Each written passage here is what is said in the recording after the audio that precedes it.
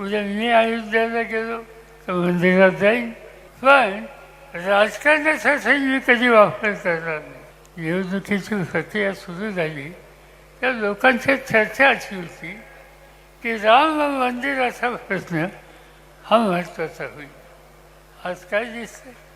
मंदिर बांधलं, आनंद.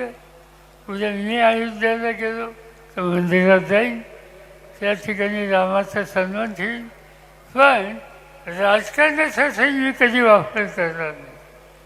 आणि ते चुकीचं काम राजकारणाच्यासाठी मोदींनी केलं, त्याची नोंद अयोध्येच्या जनतेने केली. राम मंदिराचं स्मरण करून त्या ठिकाणी मोदींचा उमेदवार जो होता त्याचा 100% पराभव अयोध्येच्या जनतेने केला. हा इतिहास आपल्या सगळ्यांच्या समोर आहे.